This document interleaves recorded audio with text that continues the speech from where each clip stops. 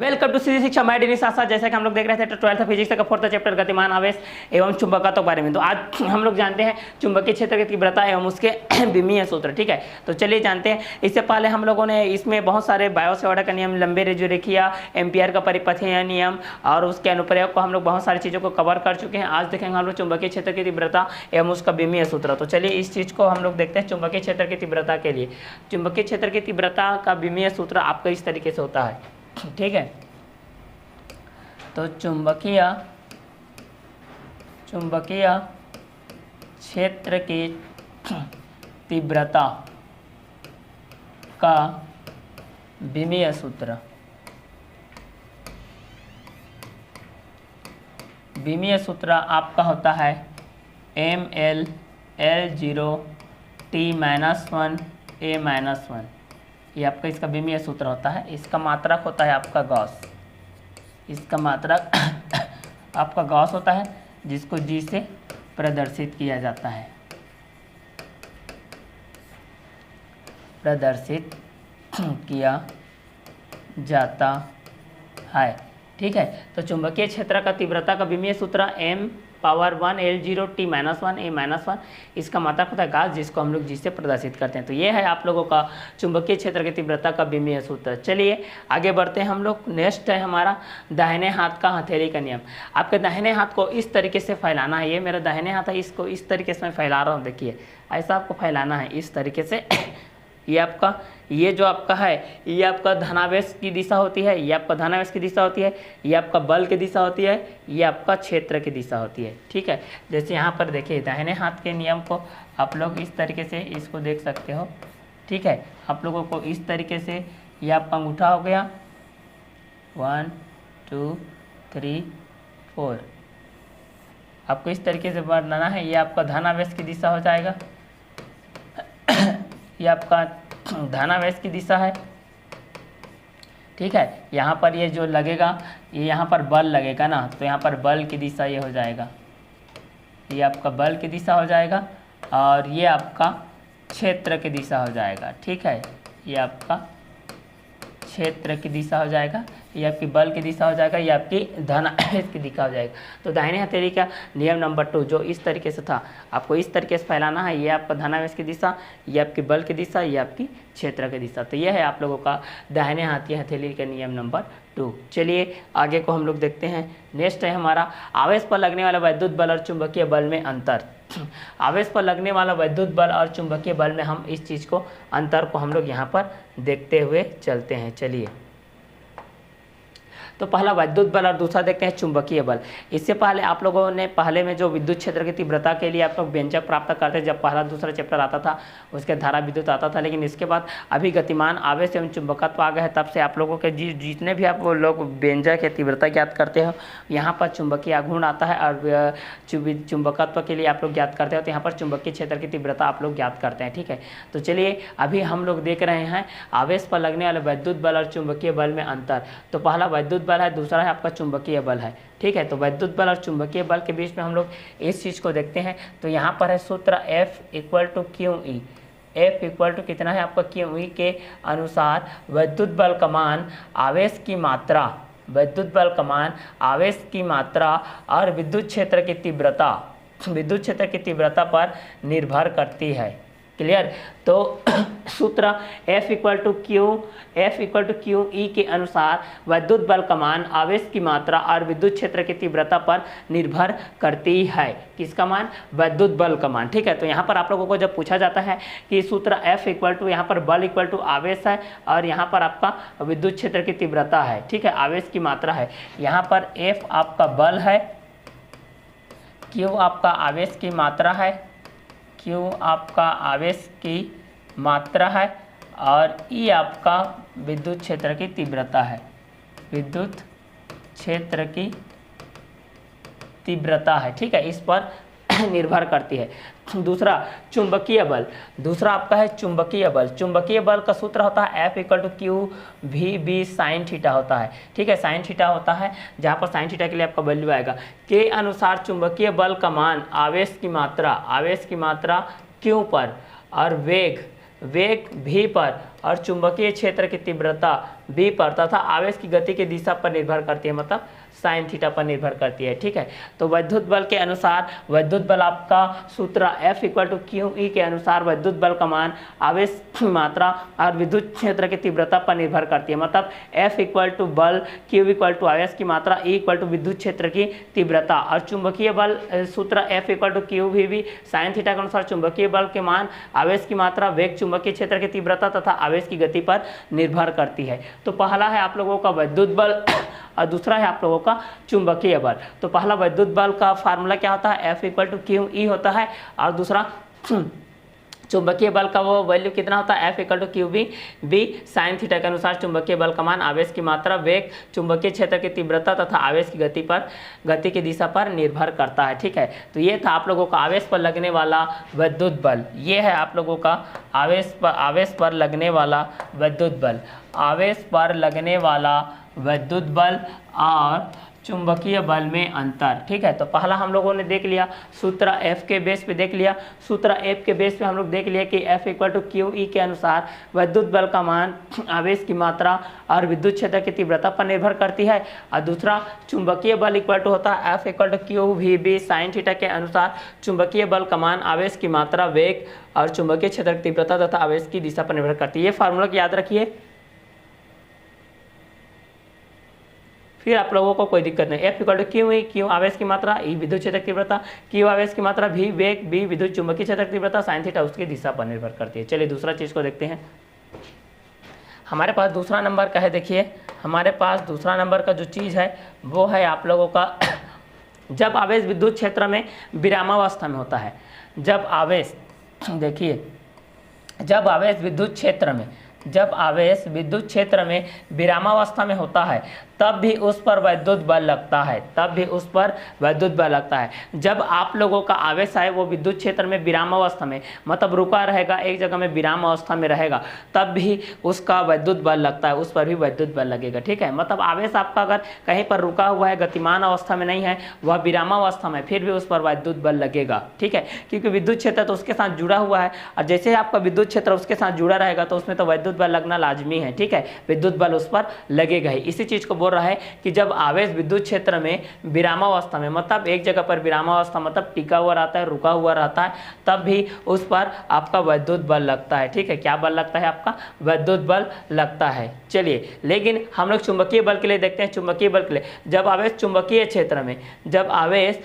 क्षेत्र में विद्युत विरामावस्था में होता है तो उस पर कोई चुंबकीय बल नहीं लगता। लेकिन अगर कोई आवेश जब चुंबकीय क्षेत्र में विरामावस्था में रहता है, कोई भी जो आवेश रहता है अगर वह चुंबकीय क्षेत्र में विरामावस्था में रहेगा तब उस पर कोई भी चुंबकीय बल नहीं लगेगा। लेकिन अगर कोई भी आवेश विद्युत क्षेत्र में विरामावस्था में रहेगा तो उस पर विद्युत बल लगेगा। लेकिन कोई भी वस्तु अगर चुंबकीय क्षेत्र में विरामावस्था में रहेगा तो उस पर कोई भी चुंबकीय बल नहीं लगेगा। बहुत ही सिंपल है, क्लियर। तो पहला क्या था, पहला F इक्वल टू क्यू और क्या था, ई था, मतलब आवेश की मात्रा और विद्युत क्षेत्र की तीव्रता पर ये आपका निर्भर करता है। और दूसरा यहाँ पर F equal to Q V B sine theta था, आवेश की मात्रा पर, वेग पर, चुंबकीय क्षेत्र की तीव्रता पर और उसकी दिशा पर निर्भर करता था। दूसरा, जब आवेश विद्युत क्षेत्र के विरामावस्था में रहेगा तो उस पर विद्युत बल लगेगा। लेकिन जब कोई भी आवेश चुंबकीय क्षेत्र पर रहेगा तो उस पर कोई भी चुंबकीय बल नहीं लगेगा। नाउ थर्ड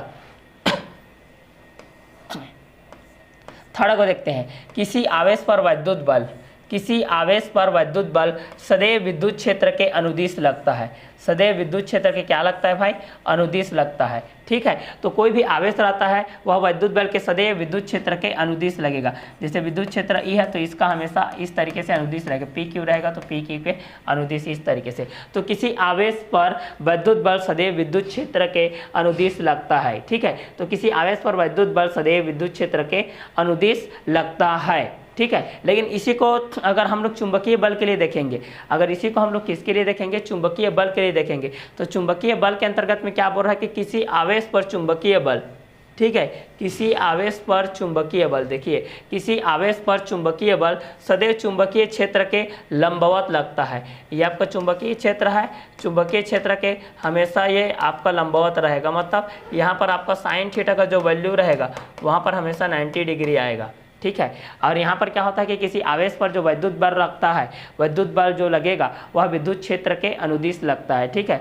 विद्युत क्षेत्र के अनुदिश लगेगा। मतलब इस विद्युत बल में कोई भी आवेश रहेगा जहाँ पर विद्युत बल लगेगा वह विद्युत क्षेत्र की तीव्रता के अनुदिश लगेगा। लेकिन यहाँ पर अगर कोई आवेश रहेगा चुंबकीय बल पर, तो चुंबकीय बल के सदैव वह लंबवत रहेगा। मतलब यहाँ पर जो आपका क्यू भी साइन थीटा आता है, साइन थीटा की वैल्यू हमेशा 90 डिग्री रहेगा, अधिकतम रहेगा। क्लियर। तो ये था आप लोगों का थर्ड नंबर। तो पहला नंबर आपका हो गया विद्युत बल का मान, आवेश की मात्रा और विद्युत क्षेत्र की तीव्रता पर निर्भर करती है। और ये आपका आवेश की मात्रा, वेग, चुंबकीय क्षेत्र और उसकी दिशा पर निर्भर करती है। दूसरा, जब आवेश विद्युत क्षेत्र की विरामावस्था में होती है तब उस पर विद्युत बल लगता है, लेकिन जब कोई आवेश चुंबकीय क्षेत्र में विरामावस्था में रहता है तो उस पर कोई भी चुंबकीय बल नहीं लगता। तीसरा, किसी आवेश पर विद्युत बल विद्युत क्षेत्र के अनुदिश लगता है और यहाँ पर कोई भी चुंबकीय क्षेत्र के वह लंबवत लगता है।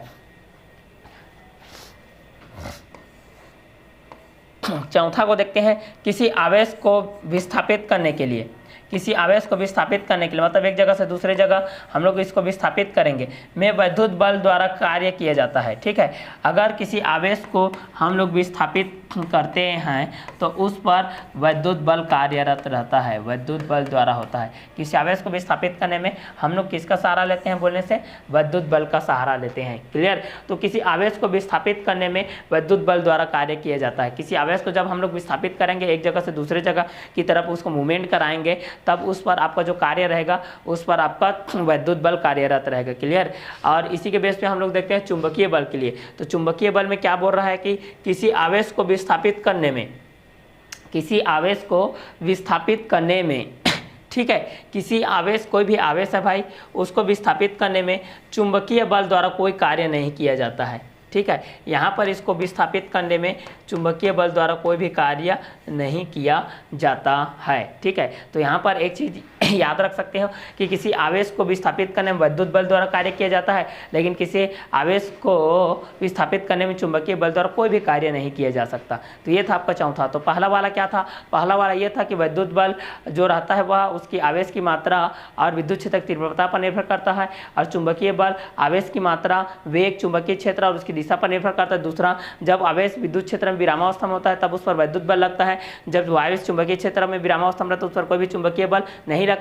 किसी आवेश और विद्युत बल हमेशा विद्युत क्षेत्र के अनुदिश लगता है, और किसी आवेश और चुंबकीय बल उस बल के लंबवत लगता है। किसी आवेश को विस्थापित करने में विद्युत बल द्वारा कार्य किया जाता है, लेकिन किसी आवेश को विस्थापित करने में चुंबकीय बल द्वारा कोई भी कार्य नहीं किया जाता है। इसका लास्ट पॉइंट है, इसका लास्ट पॉइंट को देखते हैं, फिफ्थ नंबर को, पाँचवां नंबर को। पाँचवां नंबर क्या बोल रहा है, ये हमेशा एग्जाम में आता है कि आवेश पर लगने वाले विद्युत बल चुंबकीय बल में कोई 3 अंतर लिखिए, कोई 2 अंतर लिखिए, कोई 4 अंतर लिखिए बोल के आता है, ठीक है। तो चलिए इस चीज़ को देखते हैं। अगला है, विद्युत क्षेत्र में लंबवत प्रवेश करने पर आवेश का मार्ग परवलयाकार होता है, ठीक है। तो विद्युत क्षेत्र में लंबवत प्रवेश करने पर आप लोग अगर विद्युत क्षेत्र रहेगा उस पर अगर आप लोग इस तरीके से लंबवत प्रवेश करते हैं, ठीक है। अगर विद्युत क्षेत्र में आप लोग इस पर लंबवत प्रवेश करते हैं, विद्युत क्षेत्र में अगर आप लोग लंबवत प्रवेश करते हैं तो उस पर आवेश का जो मार्ग रहता है, आवेश का जो मार्ग रहता है वह परवलयाकार होता है। आवेश का जो मार्ग रहेगा वह परवलयाकार रहेगा, ठीक है। लेकिन अगर उसी को हम लोग चुंबकीय बल के लिए देखते हैं, अगर उसी चीज़ को हम लोग चुंबकीय बल के लिए देखते हैं, तो चुंबकीय बल के लिए देखेंगे तो यहाँ पर क्या हो जाएगा, चुंबकीय बल के लिए देखेंगे तो चुंबकीय क्षेत्र में लंबवत प्रवेश करने पर, चुंबकीय क्षेत्र में लंबवत प्रवेश करने पर आवेश का मार्ग वृत्ताकार होता है। यहाँ पर आवेश का जो मार्ग रहेगा वह वृत्ताकार रहेगा, और इसका क्या रहेगा, परवलयाकार रहेगा। इसका जो मार्ग रहेगा इस तरीके से परवलयाकार रहेगा, इसका हमेशा आपका वृत्ताकार इस तरीके से रहेगा आपका। क्लियर। तो पाँचवा नंबर हो गया, वृत्त विद्युत क्षेत्र में लंबवत प्रवेश करने पर आवेश का मार्ग परवलयाकार होता है, और चुंबकीय क्षेत्र में लंबवत प्रवेश करने पर आवेश का जो मार्ग रहेगा वो आपका वृत्ताकार रहेगा। तो ये था आप लोगों का आवेश पर लगने वाले विद्युत बल और चुंबकीय बल में अंतर। तो एक एक करके हम लोग सभी को क्लियर कर चुके हैं। यहाँ पर आपका विद्युत बल को और चुंबकीय बल को, तो विद्युत क्षेत्र में लंबवत प्रवेश करने पर आवेश का जो मार्ग रहेगा वो परवलयाकार रहेगा, और चुंबकीय क्षेत्र में लंबवत प्रवेश करने पर आवेश का जो मार्ग रहेगा वह आपका वृत्ताकार रहेगा। क्लियर। तो ये था आप लोगों का आवेश पर लगने वाले विद्युत बल और चुंबकीय बल में अंतर। चलिए इसके बाद हम लोग नेक्स्ट को देखते हैं, चलिए हमारा नेक्स्ट कंटेंट है लॉरेंज बल द्वारा किया गया कार्य। तो यहाँ पर हम लोग देखते हैं लॉरेंज बल द्वारा किया गया कार्य। यहाँ पर एक कंटेंट हम लोग यहाँ पर इस तरीके से देखें, यहाँ पर एक यहाँ पर देखिए अनावश्यक इस तरीके से है, ठीक है, जिस पर बल F लग रहा है, विद्युत चुंबकीय क्षेत्र की तीव्रता B है, वेग भी है आपका, ठीक है। तब लॉरेंज बल द्वारा किया गया कार्य हम जानते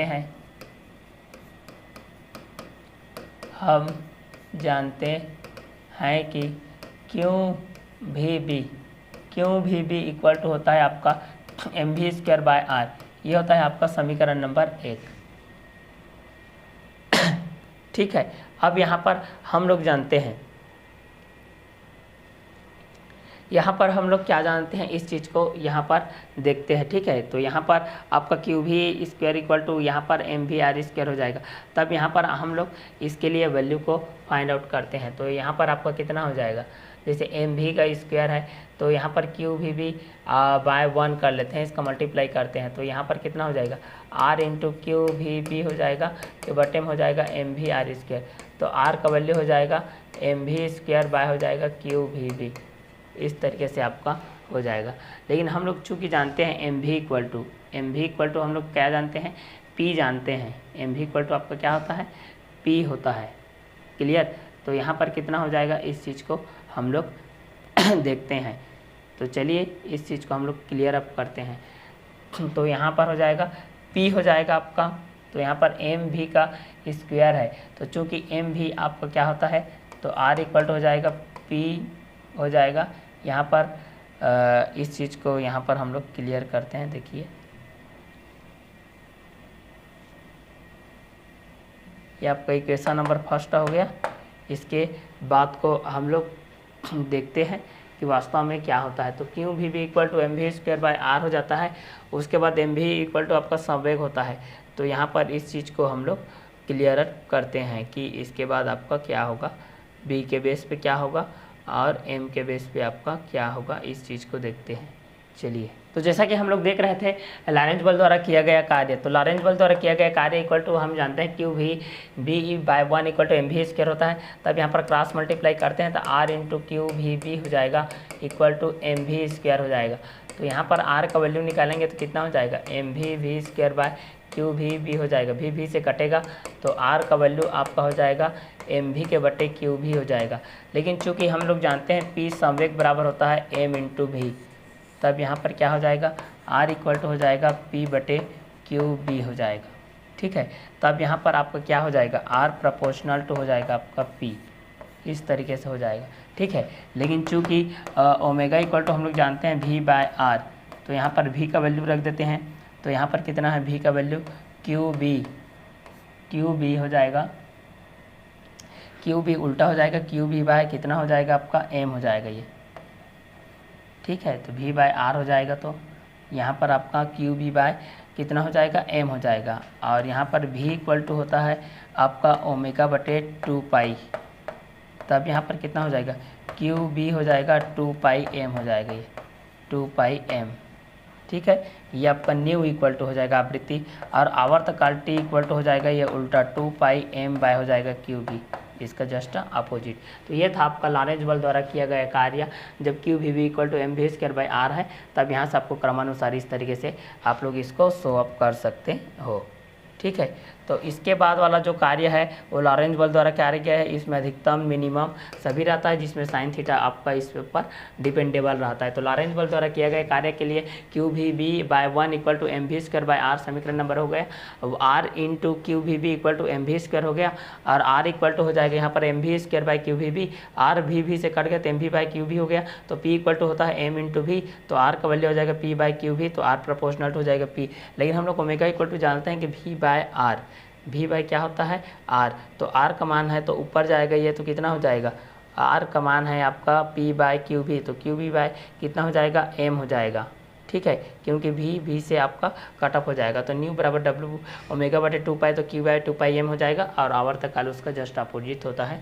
न्यू इक्वल टू 1/t होता है, आवृत्ति आवर्तकाल का अपोजिट होता है, और आवर्तकाल का भी ये अपोजिट होता है, ठीक है। तो ये था लॉरेंज बल द्वारा किया गया कार्य।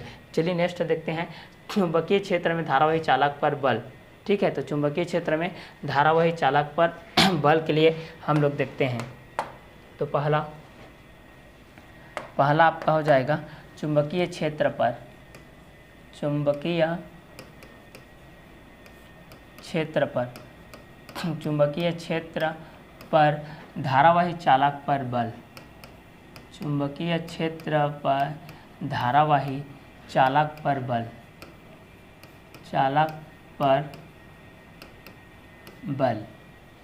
चुंबकीय क्षेत्र पर धारावाही चालक पर बल। तो पहला हम लोग इस तरीके से देखते हैं, ये धारावाही चालक पर इस तरीके से बल है, चुंबकीय क्षेत्र का बी है, यहाँ पर F बल लग रहा है, यहाँ पर एक्स और वाई, तो इस तरीके से यहाँ पर आपका थीटा एंगल मूवमेंट कर रहा है। तो पहला इस पर प्रवाहित धारा, तो पहला चुंबकीय क्षेत्र में धारावाही चालक, पहला धारावाही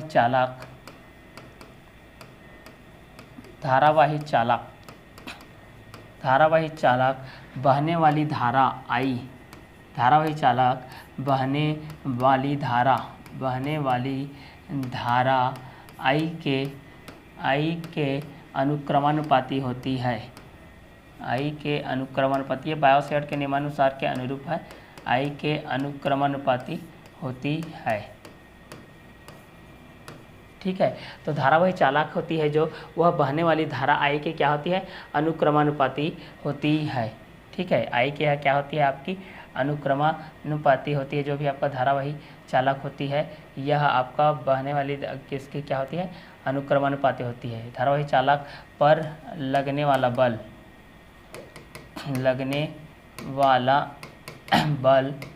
बहने वाली धारा आई के अनुक्रमानुपाती है, प्रोपोर्शनल टू आई।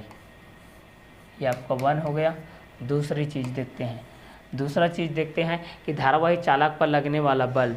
दूसरा देखते हैं हम लोग, धारावाही चालक पर लगने वाला बल।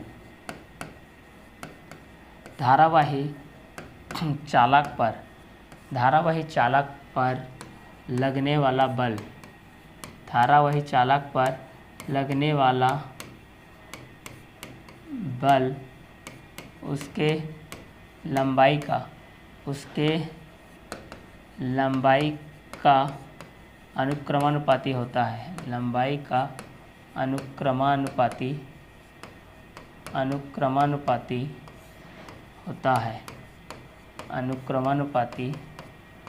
होता है। मतलब F प्रोपोर्शनल टू हो जाएगा आपका L। यह हो जाएगा समीकरण नंबर 2। तीसरा देखते हैं। पहला चीज़ फिर से बोल रहा हूँ, चुंबकीय क्षेत्र पर धारावाही चालक पर बल। तो धारावाही चालक पर लगने वाला बल बहने वाली धारा I के अनुक्रमानुपाती होती है, मतलब F प्रोपोर्शनल टू I, समीकरण नंबर 1। दूसरा, धारावाही चालक पर लगने वाला बल उसके लंबाई का अनुक्रमानुपाती होती है, मतलब F प्रोपोर्शनल टू L। तीसरा, तीसरा हो जाएगा धारावाही चालक पर लगने वाला बल। धारावाही चालक पर लगने वाला बल, धारावाही चालक पर लगने वाला बल उसके चुंबकीय क्षेत्र की, उसके चुंबकीय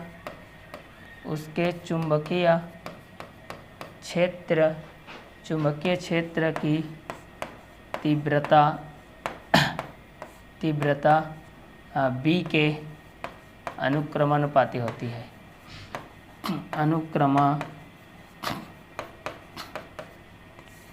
अनुक्रमानुपाती होती है, मतलब यहाँ पर हो जाएगा F प्रोपोर्शनल टू हो जाएगा आपका B। ठीक है, ये हो जाएगा आपका इक्वेशन नंबर 3। 4th नंबर को देखते हैं। 4th नंबर हो जाएगा अब धारावाही चालक पर लगने वाला। पहला देखिए, धारावाही चालक पर बहने वाली धारा I की धारावाही चालक पर लगने वाला जो बल है आपका, ठीक है, यहाँ पर जो धारावाही चालक पर जो लगने वाला आपका क्या है, बल है। क्लियर। धारावाही चालक पर जो लगने वाला आपका बल है वह धारा I के अनुक्रमानुपाती होती है। उसके बाद F प्रोपोर्शनल टू I हो गया, समीकरण नंबर 1। दूसरा, धारावाही चालक पर लगने वाला बल उसके लंबाई के अनुक्रमानुपाती होते हैं, मतलब F प्रोपोर्शनल टू हो जाएगा आपका L, इक्वेशन नंबर 2। तीसरा, धारावाही चालक पर लगने वाला बल उसके चुंबकीय क्षेत्र की तीव्रता B के अनुक्रमानुपाती होती है, F प्रोपोर्शनल टू B। और चौथा को हम लोग देखते हैं, धारावाही चालक पर लगने वाला बल। धारावाही चालक पर लगने वाला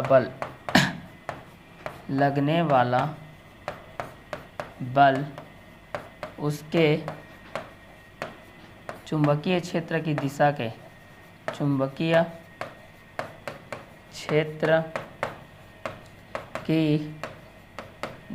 के अनुक्रमानुपाती होती है।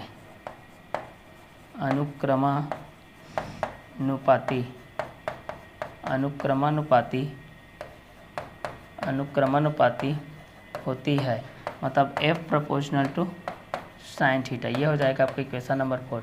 समीकरण 1, 2, 3 व 4 को सम्मिलित रूप से हम लोग लिखते हैं ना।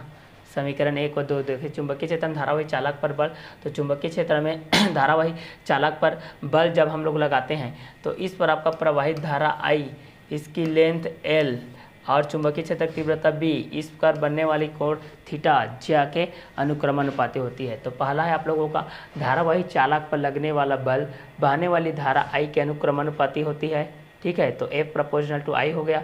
दूसरा, धारावाही चालक पर लगने वाला बल उसके लंबाई का अनुक्रमानुपाती होती है, F प्रोपोर्शनल टू L। और तीसरा, धारावाही चालक पर लगने वाला बल उसके चुंबकीय क्षेत्र की तीव्रता B के अनुक्रमानुपाती होती है, F प्रोपोर्शनल टू B। और चौथा, धारावाही चालक पर लगने वाला बल उसके चुंबकीय क्षेत्र की दिशा के अनुक्रमानुपाती होती है, F proportional to sine theta. समीकरण 1, 2 व 3 को 4 को सम्मिलित रूप से लिखते हैं। समीकरण 1, 2, 3 व 4 से, तो यहाँ पर हो जाएगा F इक्वल टू हो जाएगा आपका I L B sine theta हो जाएगा प्रोपोर्शनल टू, तो F कांस्टेंट का मल्टीप्लाई होगा, तो यहाँ पर हो जाएगा I L B sign theta, ये हो जाएगा। K इक्वल टू 1 रहेगा तब F का वैल्यू हो जाएगा आपका I L B sign theta, ये आपका अभिष्ट व्यंजक रहेगा। सदिश रूप में लिखेंगे तो ये हो जाएगा F सदिश इक्वल टू I, बाहर आ जाएगा L इंटू B, ये हो जाएगा, ठीक है। अगर सदिश रूप में हम लोग यहाँ पर लिखेंगे तो F सदिश इक्वल टू I हो जाएगा L सदिश गुणित B सदिश हो जाएगा, ये आपका सदिश रूप हो जाएगा। तो ये आपका चुंबकीय क्षेत्र में धारावाही चालक पर लगने वाले बल के लिए आपका अभिष्ट व्यंजक है। चलिए नेक्स्ट कंटेंट को हम लोग देखते हैं। नेक्स्ट अगला टॉपिक क्या है, फ्लेमिंग के बाएं हाथ का नियम, Fleming's left hand side rule. तो चलिए फ्लेमिंग के बाएं हाथ का नियम को हम लोग देखते हैं कि वास्तव में फ्लेमिंग के बाएं हाथ का नियम क्या होता है। चलिए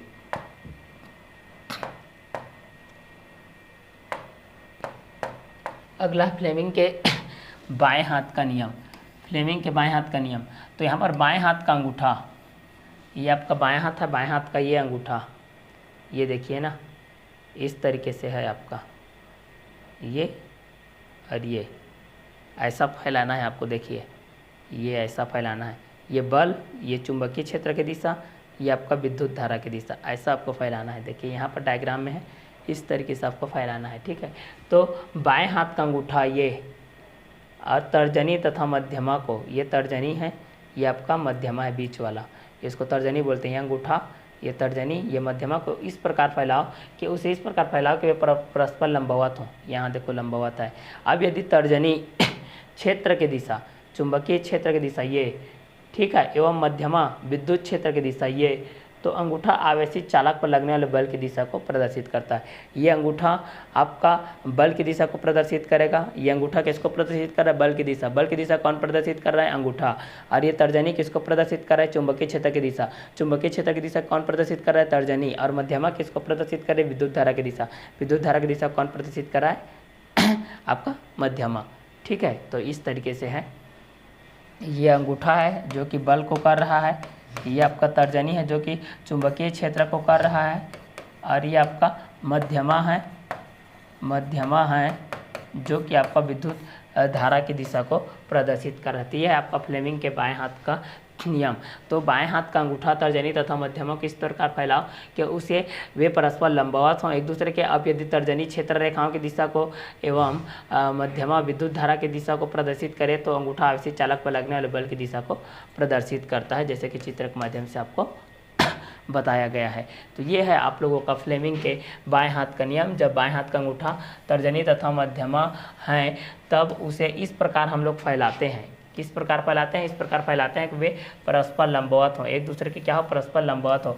अब यदि तर्जनी अब ये आपकी जो तर्जनी है वह क्षेत्र रेखाओं की दिशा को प्रदर्शित करे, क्षेत्र रेखाओं की दिशा को एवं मध्यमा विद्युत धारा की दिशा को प्रदर्शित करे, एवं मध्यमा विद्युत धारा की दिशा को प्रदर्शित करे। तो अंगूठा आवेशित चालक पर लगने वाले बल को, तो अंगूठा आपका आवेशित चालक पर लगने वाले बल की दिशा को प्रदर्शित करेगा। तो इसको हम लोग बोलते हैं फ्लेमिंग के बाएं हाथ का नियम। इस चीज़ को हम लोग क्या बोलते हैं? फ्लेमिंग के बाएं हाथ का नियम बोलते हैं। चलिए अगला हम लोग देखते हैं। नेक्स्ट है हमारा दाहिने हाथ का हथेली का नियम नंबर 2। पहला दाहिने हाथ का हथेली का नियम पढ़ चुके हैं, उसी को हम लोग रिपीट करेंगे। तो चलिए यहाँ पर बोला जाए दाहिने हाथ का, ठीक है। तो दाहिने हाथ के हथेली को हमको इस प्रकार फैलाना है ना, दाहिने हाथ की हथेली को आप इस प्रकार फैलाओ। पहला बोरा ये आपका दाहिना हाथ है, इस तरीके से आपको फैलाना है, इस तरीके से देखिए। तो दाहिने हाथ की हथेली को, दाहिने हाथ की हथेली को इस प्रकार फैलाओ बोल रहा है, इस प्रकार फैलाओ कि उंगलियां अंगूठे के लंबवत रहे। ये उंगलियां हैं, ये देखो राइट, ये आपका दाहिना हाथ है, ये उंगलियां हैं, ये अंगूठे के क्या है? लंबवत है। ये देखिए लंबवत है ना, इस तरीके से फैलाना है, ये लंबवत उंगलियां इस अंगूठे की लंबवत है, ठीक है, लंबवत रहे।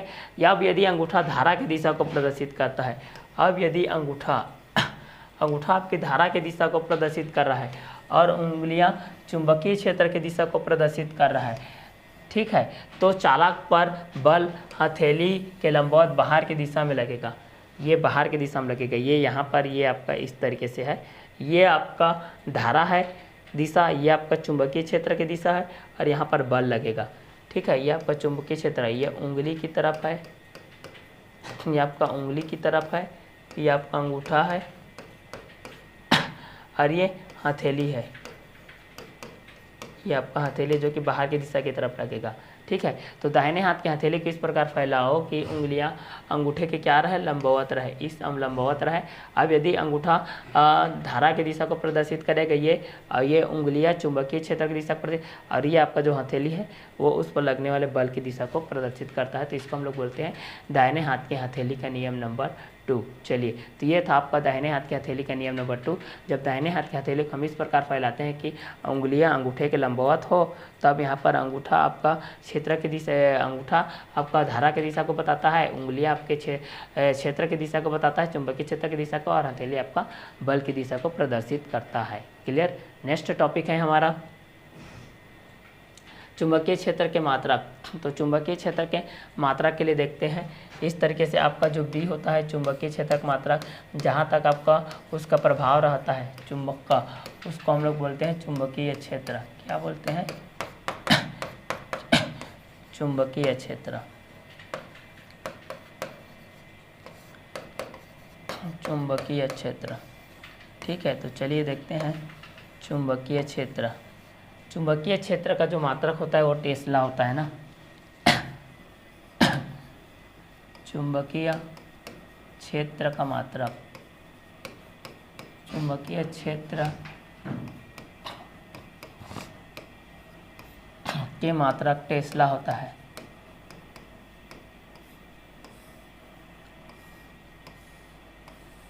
चुंबकीय क्षेत्र का मात्रक आपका क्या होता है?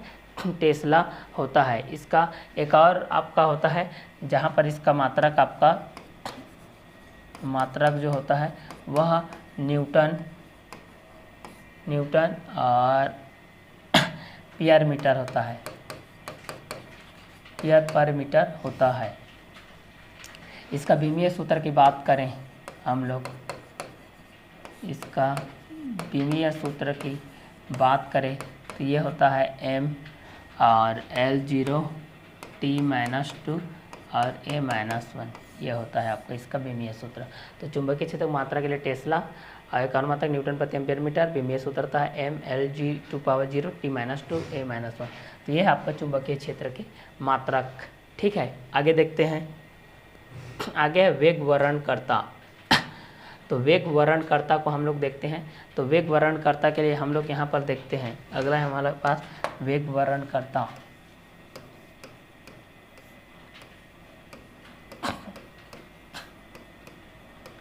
वेग वर्णनकर्ता, इसमें हम लोग देखते हैं यहाँ पर आपका 3 अक्ष है। पहला इस तरीके से है आपका, ये आपका y है, ये आपका x है, ये आपका जेड है, यहाँ पर ओ है, ठीक है। यहाँ पर चुंबकीय क्षेत्र आपका बी है, यहाँ पर भी है, यहाँ पर आपका विद्युत क्षेत्र ई है, इस तौर पर लग रहा है आपका एपी, ठीक है। तो विद्युत एवं चुंबकीय क्षेत्र में विद्युत क्षेत्र ये ई, विद्युत क्षेत्र एवं चुंबकीय क्षेत्र ये बी, एवं चुंबकीय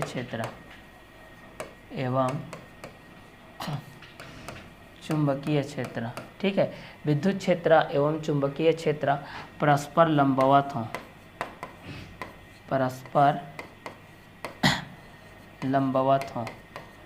परस्पर आपका क्या हो, लंबवत हो, ठीक है। परस्पर आप लोगों का क्या हो, लंबवत हो। तो विद्युत क्षेत्र एवं चुंबकीय क्षेत्र परस्पर लंबवत हो तो इसमें का घटक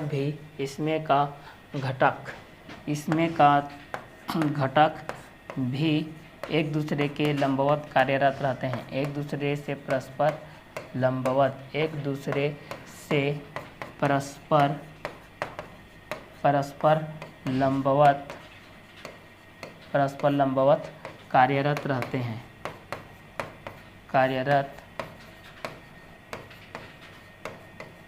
कार्यरत रहते हैं, तो विद्युत क्षेत्र एवं चुंबकीय क्षेत्र परस्पर लंबवत हों, विद्युत क्षेत्र एवं चुंबकीय क्षेत्र परस्पर लंबवत हो तो इसमें का घटक भी एक दूसरे से परस्पर लंबवत कार्यरत रहते हैं, जिसको हम लोग वेग वर्णनकर्ता के रूप में जानते हैं। तो वेग वर्णनकर्ता के लिए आपके पास 3 अक्षर हैं, आपका एक्स एक्सिस है, वाई एक्सिस है, जेड एक्सिस है, जहाँ पर ओ से जेड एक्सिस में बी कार्यरत है और ओ से वाई में ई विद्युत क्षेत्र कार्यरत है, और इधर आप लोग वेग कार्यरत है, ओ से एक्स में आप लोगों का वेग कार्यरत है। ये आपका वेग है और ये आपका विद्युत क्षेत्र है, ये है तो विद्युत क्षेत्र है, बल जिस पर एफ लग रहा है, ये आपका चुंबकीय क्षेत्र है, तो ये है आपका वेग वर्णनकर्ता, जिस पर आपका विद्युत क्षेत्र एवं चुंबकीय क्षेत्र परस्पर लंबवत हो तो इसमें का घटक भी एक दूसरे के परस्पर लंबवत कार्यरत रहते हैं, जिसको हम लोग वेग वर्णनकर्ता के अंतर्गत देखते हैं। चलिए आगे के टॉपिक को हम लोग देखते हैं। नेक्स्ट है हमारा 2 समांतर धारावाही चालकों का मध्य बल। तो चलिए इस चीज़ को हम लोग देखते हैं, 2 समांतर धारावाही चालकों के मध्य बल। तो इससे पहले इसको हम लोग 2 धारावाही के बीच में बल भी देख चुके हैं, इसके पहले वाले चैप्टर में भी, लेकिन उसमें अलग नियम था। जब विद्युत धारा हम लोग पढ़ रहे थे, उसके पहले जब हम लोग विद्युत क्षेत्र पढ़ रहे थे और विभव पढ़ रहे थे। अभी हम लोग देखेंगे 2 समांतर धारावाही चालकों के मध्य बल को देखेंगे, ए बी और सी डी के मध्य कार्यरत बल को हम लोग देखेंगे, ठीक है। तो चलिए देखते हैं 2 समांतर धारावाही चालकों के मध्य बल। फिजिक्स है, आप लोग जितने भी है नोट कॉपी में नोट डाउन करते जाएंगे, जितना नोट डाउन करेंगे आपके लिए बेनिफिट होगा, ठीक है।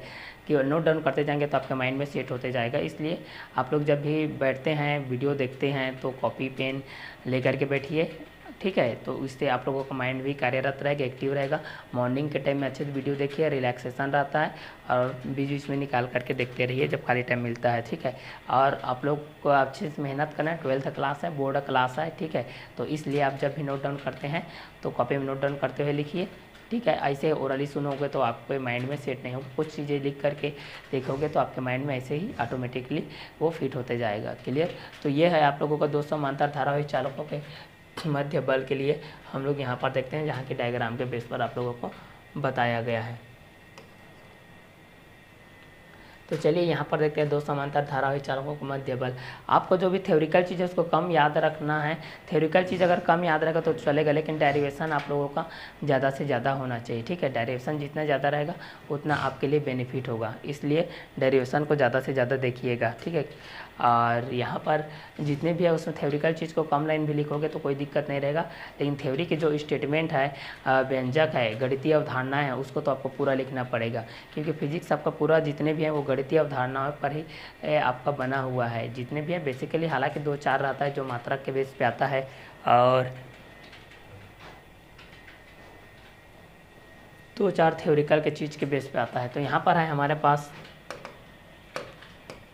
2 समांतर धारावाही चालक इस तरीके से है, ये आपका ए है, ये आपका बी है, यहाँ पर आपका ये सी है, ये आपका डी है। इस तरीके से एफ पर कार्यरत है ना, क्लियर।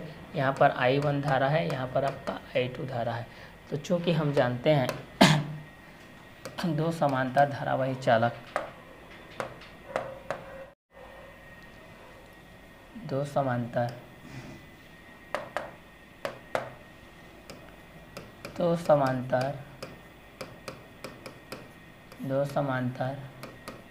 धारावाही चालक ए बी व सी डी है, जिनके बीच एक बल लग रहा है, जिनके मध्य F बल लग रहा है, तब हम जानते हैं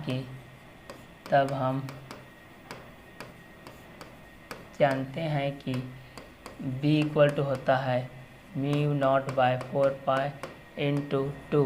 पहला ए बी के लिए देखेंगे तो यहाँ पर कितना हो जाएगा, I1 हो जाएगा, बाई हो जाएगा आपका डी, समीकरण नंबर 1। ये पहला ए बी के लिए है।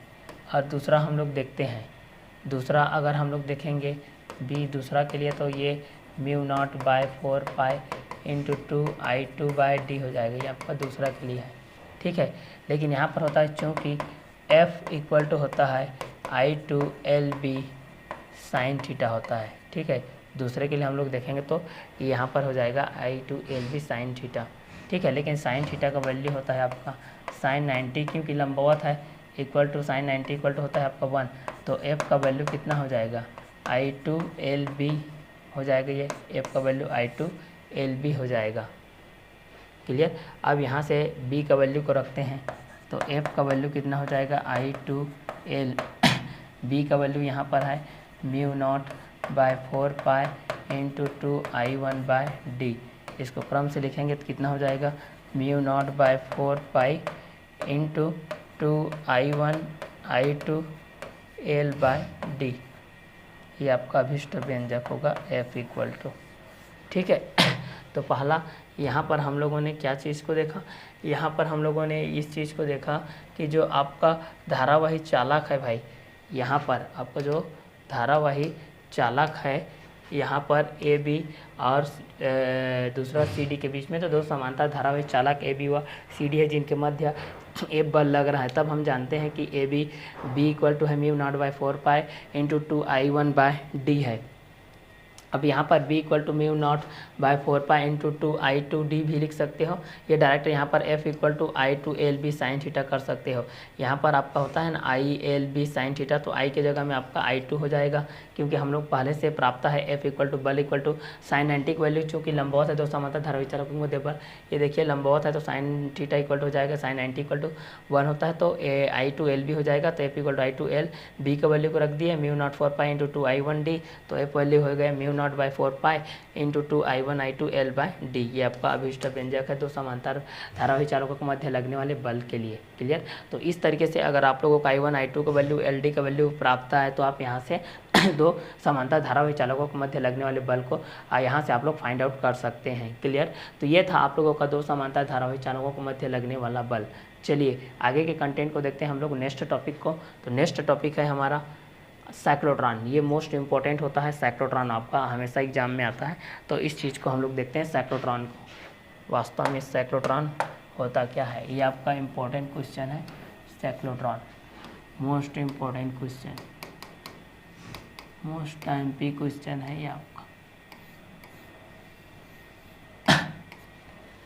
चलिए तो साइक्लोट्रॉन को हम लोग 1 बाय 1 करके इसको देखते जाते हैं। साइक्लोट्रॉन वास्तव में होती क्या है, इससे पहले आप लोग इलेक्ट्रॉन पढ़े हैं, प्रोटॉन पढ़े हैं, न्यूट्रॉन पढ़े हैं, ड्यूट्रॉन इसके अंतर्गत आता है साइक्लोट्रॉन के अंतर्गत। तो इस चीज़ को हम लोग देखते हैं कि वास्तव में साइक्लोट्रॉन क्या होती है, साइक्लोट्रॉन का उपयोग हम किसके लिए करते हैं, साइक्लोट्रॉन के गुण क्या हैं, साइक्लोट्रॉन के दोष क्या हैं, साइक्लोट्रॉन की विशेषताएँ क्या है, अनुनाद की स्थिति में साइक्लोट्रॉन कैसे कार्यरत होता है, धनायन की स्थिति में साइक्लोट्रॉन किस तरीके से कार्य करता है, अधिकतम धन आयन की परिक्रमाओं के लिए साइक्लोट्रॉन का क्या युक्ति का इस्तेमाल करते हैं, ये किस तरीके से है, इसके थ्योरिकल चीज़ को देखते हैं, इसका सिद्धांत एवं कार्यविधि को देखते हैं।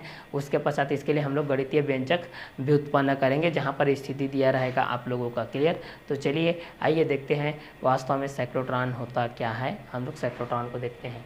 तो साइक्लोट्रॉन एक ऐसी युक्ति है, देखिए साइक्लोट्रॉन एक ऐसी युक्ति है जिसका उपयोग हम लोग साइक्लोट्रॉन एक ऐसी युक्ति है जिसका उपयोग हम साइक्लोट्रॉन एक ऐसी युक्ति है जिसका उपयोग हम प्रोटॉनों लोग प्रोटॉनों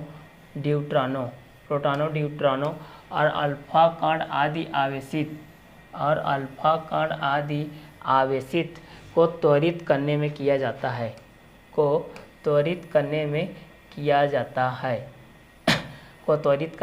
जाता है। इसका निर्माण सर्वप्रथम सन 1932 में ई लॉरेंस ने किया था। ठीक है, तो इसका नाम भी लिख लीजिए, ई लॉरेंस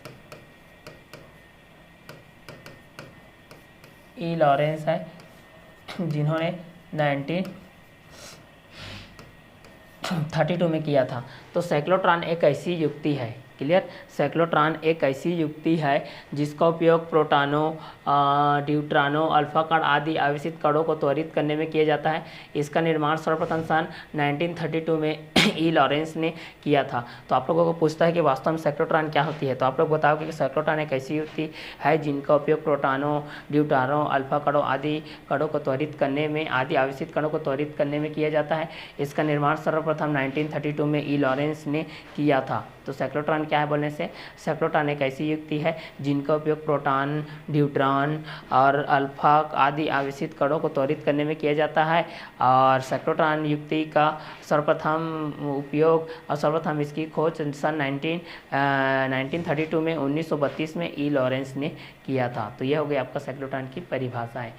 अब बोल रहा है कि इसका जो सिद्धांत होता है, सिद्धांत आपका मोस्ट इम्पोर्टेंट होता है, प्रिंसिपल सिद्धांत। साइक्लोट्रॉन देखिए यहाँ पर, साइक्लोट्रॉन इस तथ्य पर आधारित है, साइक्लोट्रॉन इस तथ्य पर आधारित है कि जब एक आवेशित कण, ठीक है, साइक्लोट्रॉन इस तथ्य पर आधारित है कि जब एक आवेशित कण एक समान चुंबकीय क्षेत्र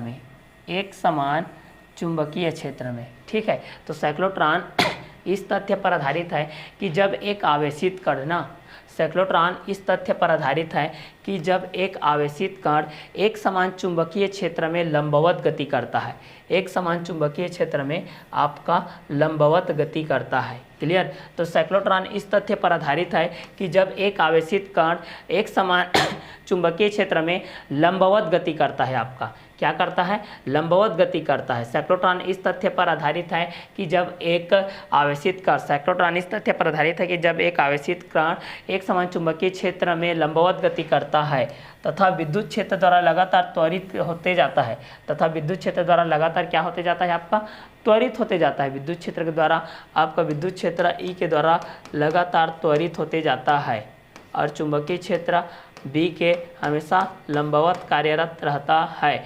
तो वह बढ़ती हुई त्रिज्या के साथ, तो वह बढ़ती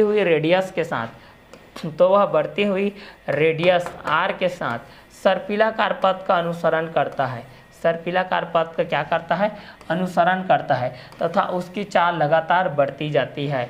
सर्पिलाकार पथ का वह अनुसरण करता है इस तरीके से, और उसकी जो चाल होती है वह लगातार आपकी बढ़ती जाती है, ठीक है। तो ये है आपका सिद्धांत, इसका सिद्धांत है भाई साइक्लोट्रॉन का सिद्धांत। तो साइक्लोट्रॉन के लिए क्या बोल रहे हैं कि साइक्लोट्रॉन इस तथ्य पर आधारित है कि जब एक आवेशित कण को, साइक्लोट्रॉन इस तथ्य पर आधारित है कि जब एक आवेशित कण एक समान चुंबकीय क्षेत्र में लंबवत गति करता है तथा विद्युत क्षेत्र द्वारा लगातार त्वरित होता है तो वह बढ़ती हुई त्रिज्या के सर्पिलाकार पथ का अनुसरण करता है, सर्पिलाकार पथ का अनुसरण करता है तथा उसकी चाल लगातार बढ़ती चली जाती है। हमेशा उसकी चाल क्या होती है, बढ़ती चली जाती है। तो सिद्धांत की बात करेंगे तो सिद्धांत में आप लोग इसका जो भी डायग्राम है इसको मेंशन करो कि डायग्राम आपका रहेगा इस तरीके से। नेक्स्ट जो आएगा अगले पेज में मैं इसको बताऊंगा।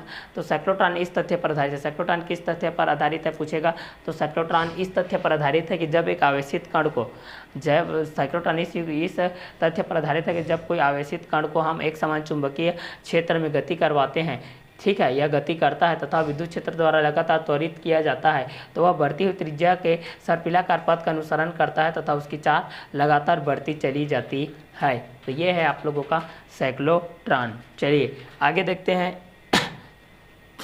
इसकी रचना को देखते हैं। साइक्लोट्रॉन की रचना को हम लोग यहाँ पर प्रदर्शित किया गया है डिस्क के माध्यम से। साइक्लोट्रॉन आपका कुछ इस तरीके से होता है ना,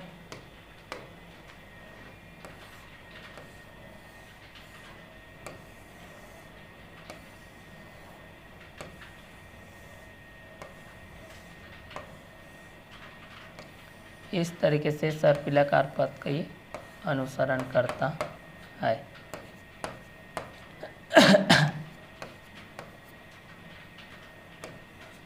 डिस्क 1, डिस्क 2,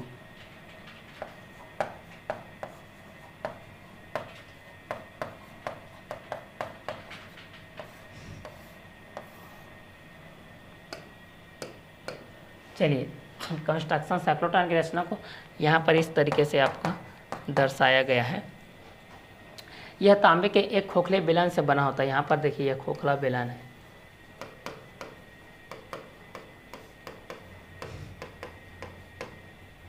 तांबे का बना रहता है, ठीक है। यह तांबे के एक खोखले बेलन, साइक्लोट्रॉन की रचना को हम लोग जैसे कि यहाँ पर चित्र के माध्यम से प्रदर्शित किए हैं।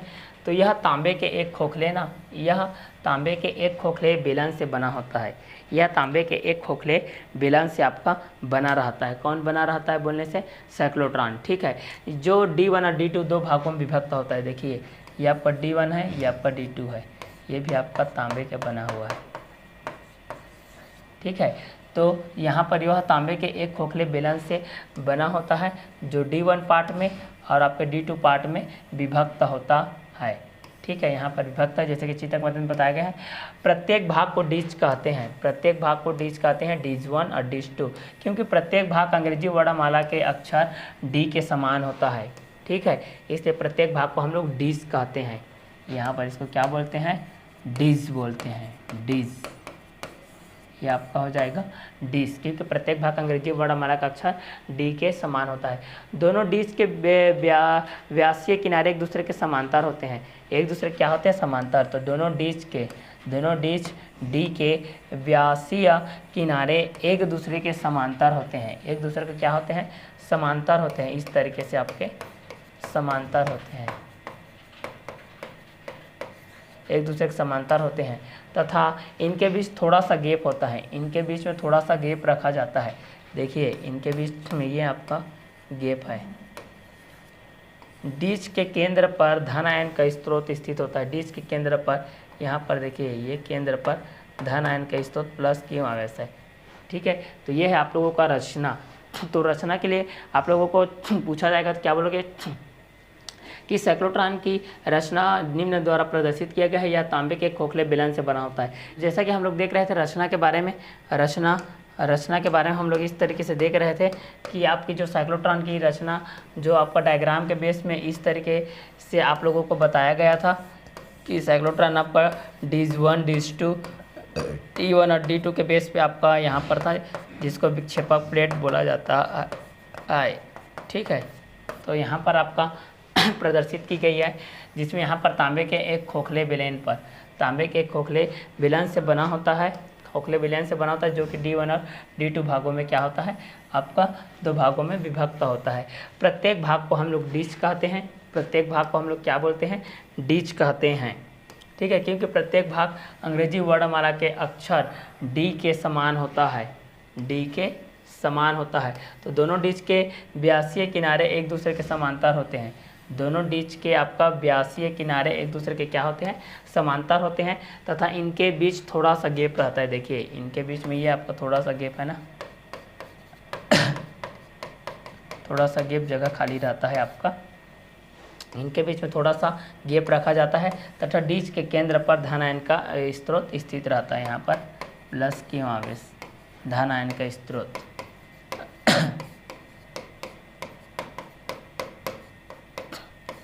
धन आयन का स्रोत केंद्र रहता है। तो यह रचना, जब रचना में यहाँ पर प्रदर्शित किया गया तांबे के खोखले बेलन से बना होता है, जो कि D1 और D2 दो भागों में विभक्त होता है। प्रत्येक भाग को डिस्क कहते हैं, क्योंकि प्रत्येक भाग का अंग्रेजी वर्णमाला का अक्षर डी के समान होता है। दोनों डिस्क के व्यासीय किनारे एक दूसरे के समांतर होते हैं, तथा इनके बीच थोड़ा सा गैप रखा जाता है।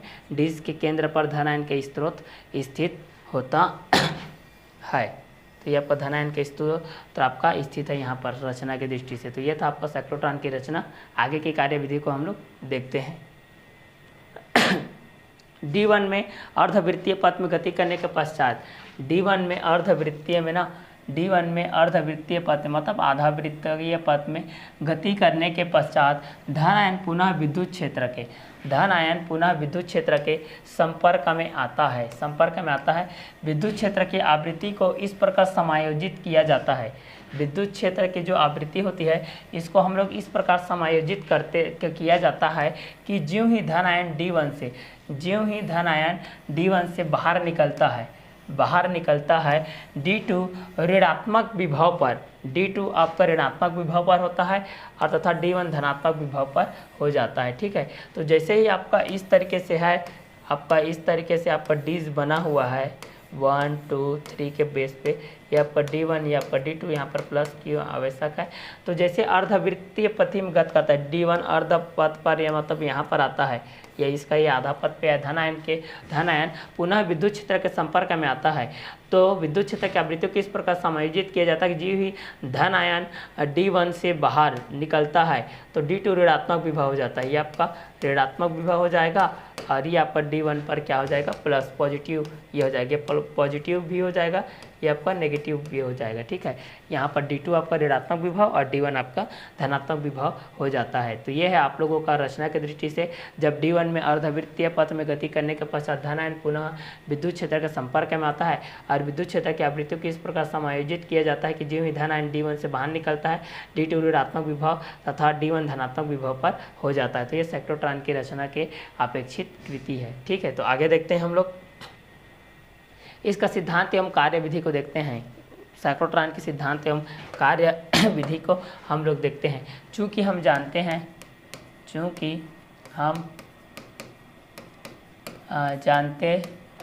कि डिज D1 से D2 तक प्लस क्यों आवेश बीच में स्थित है,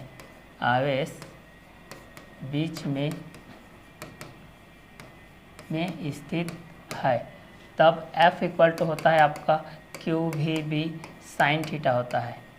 F इक्वल टू क्या होता है QVB साइन थीटा होता है। लॉरेंज बर्ग के बेस पे देखें तो F इक्वल टू यहाँ पर लंबवत होता है QVB साइन 90 डिग्री होता है। तो यहाँ पर साइन 90 डिग्री की वैल्यू होता है 1, तो ये हो जाता है आपका QVB। F इक्वल टू क्या हो जाता है QVB हो जाता है। चूँकि हम जानते हैं QVB इक्वल टू होता है mv²/r, तो यहाँ से देखेंगे तो कितना हो जाएगा R into QVB equal to हो जाएगा mv² हो जाएगा। तो यहाँ से R का वैल्यू निकालेंगे तो यहाँ पर हो जाएगा mv²/QVB, तो ये आपका V से कटेगा तो R का वैल्यू कितना हो जाएगा mv/QV हो जाएगा। ये हो जाएगा आपका समीकरण नंबर 1। यहाँ से R का वैल्यू हम लोग निकालेंगे तो ठीक है। दूसरा हम लोग ये जानते हैं चूँकि परिक्रमा करते समय अर्धवृत्त पर परिक्रमा के समय अर्धवृत्त पर T का वैल्यू होता है आपका समय बराबर दूरी बटे चाल, तो पाई R बटे होता है आपका V हो जाता है। ठीक है, तब यहाँ पर T इक्वल टू हो जाएगा पाई R का मान समीकरण 1 से रखते हैं तो R का मान कितना हो जाएगा mv/QVB हो जाएगा, ये QVB हो जाएगा। तो T का वैल्यू हो जाएगा पाई mv/QVB हो जाएगा। ये आपका कटेगा आपका V से भी, तो यहाँ पर हो जाएगा T का वैल्यू पाई m/QV हो जाएगा। ये आपका T का वैल्यू हो जाएगा। इसको मान लेते हैं समीकरण नंबर 2। ठीक है, तो सिद्धांत एवं कार्य विधि के अनुसार हम जानते हैं कि डिज D1 से D2 तक प्लस 2 आवेश बीच में स्थित है, तो F equal to QVB sine theta का वैल्यू होता है आपका 90 डिग्री, तो F इक्वल टू हो जाएगा QVB। तो चूँकि QVB इक्वल टू mv²/r, तो R इंटू QVB, तो mv² हो जाएगा, R का वैल्यू हो जाएगा मल्टीप्लाई डिवाइड में आएगा mv²/QVB, VV से कटेगा तो R का वैल्यू mv/QV हो जाएगा। तो परिक्रमा के समय T equal to pi R/V, तो T का वैल्यू हो जाएगा पाई इंटू mv/QVB, VV से कैंसिल हो जाएगा, तो T का वैल्यू हो जाएगा पाई m/QV। ये हो जाएगा इक्वेशन नंबर 2। तो ये आपका सिद्धांत एवं कार्य विधि के अंतर्गत आता है। नेक्स्ट को हम लोग देखते हैं। नेक्स्ट अनुनाद की स्थिति में हम लोग देखते हैं कि जो साइक्लोट्रॉन होता है, साइक्लोट्रॉन इस शर्त पर कार्य करता है साइक्लोट्रॉन इस शर्त पर कार्य करता है कि लगाए गए विभवांतर मतलब किस पर, विद्युत क्षेत्र की आवृत्ति पर, विद्युत क्षेत्र की आवृत्ति न्यू नॉट की धन आयन परिक्रमा की आवृत्ति न्यू नॉट के बराबर होना चाहिए। मतलब यहाँ पर न्यू नॉट इक्वल टू होता है आपका भी हो जाएगा, ठीक है, यहाँ पर भी हो जाएगा, इसलिए कैपिटल T इक्वल टू हो जाएगा 2T और T का वैल्यू को रख देते हैं यहाँ पर 2। T का वैल्यू कितना आया था भाई हमारे पास, T का वैल्यू आया था पाई एम बाय क्यू बी, पाई एम बाय क्यू बी। तो यहाँ पर कैपिटल T का वैल्यू हो जाएगा 2 पाई एम बाय क्यू बी। तो यहाँ पर हो जाएगा, चूँकि आवृत्ति का उल्टा होता है, आवृत्ति 1/T आवर्तकाल के बराबर होता है, तो इसको उलट दो तो ये हो जाएगा क्यू बी बाय हो जाएगा 2 पाई एम हो जाएगा। तो न्यू बराबर हो जाएगा क्यू बी बाय 2 पाई एम। ये आपका इस तरीके से हो जाएगा, ठीक है। ये आपका अनुनाद की स्थिति है, अनुनाद की स्थिति है ये आपका, ठीक है।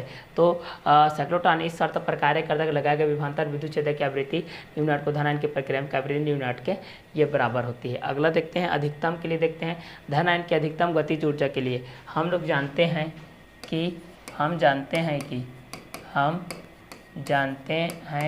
कि क्यू भी मैक्सिमम बी इक्वल टू होता है M V square maximum by R maximum होता है, ठीक है।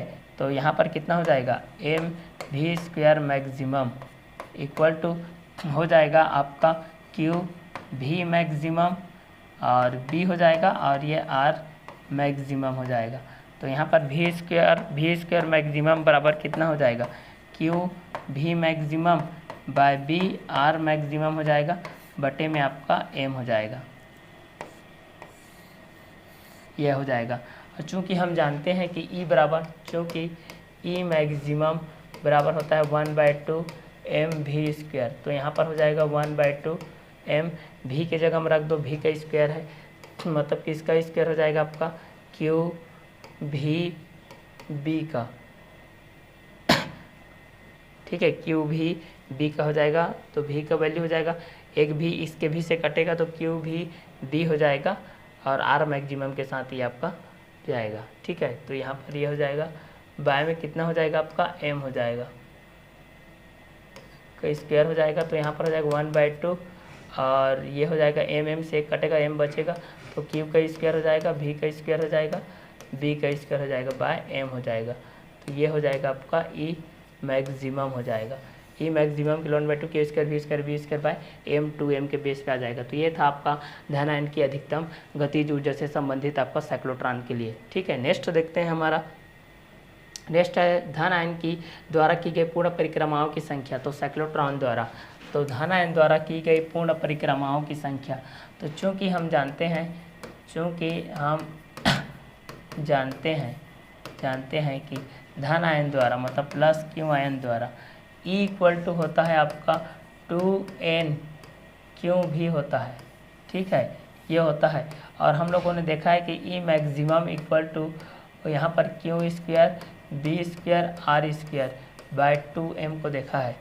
यहाँ पर आपका क्यू स्क्वायर ये आपका आर स्क्वायर हो जाएगा, बी स्क्वायर हो जाएगा, नीचे का आपका जो भी स्क्वायर भी से कटेगा आपका, ये आपका एक भी से कटेगा, तो कितना हो जाएगा, भी मैक्सिमम इक्वल टू आपका Q B R by M हो जाएगा, ये ऐसा। तो ये आपका कितना हो जाएगा, क्यू ये आर हो जाएगा, ये आपका बी हो जाएगा, क्लियर। तो नेक्स्ट है हमारा, हम जानते हैं Q square B square R square by 2m होता है ई मैक्सिमम इक्वल टू, ठीक है। तो यहाँ से हम लोग ई मैक्सिमम तो इसका तुलना कर देते हैं, 2n क्यू भी इक्वल टू हो जाएगा Q square B square R square by 2m। तो n का वैल्यू हो जाएगा Q square B square R square by में ये हो जाएगा 2m और ये मल्टीप्लाई डिवाइड में भी आ जाएगा, तो इंटू हो जाएगा 2q भी। तो यहाँ पर n का वैल्यू कितना हो जाएगा आपका, Q square B square R square by 2 2 4 m Q भी, क्यू एक क्यू से कटेगा तो यहाँ पर हो जाएगा Q B square R square by 4 M भी, ये हो जाएगा n का वैल्यू।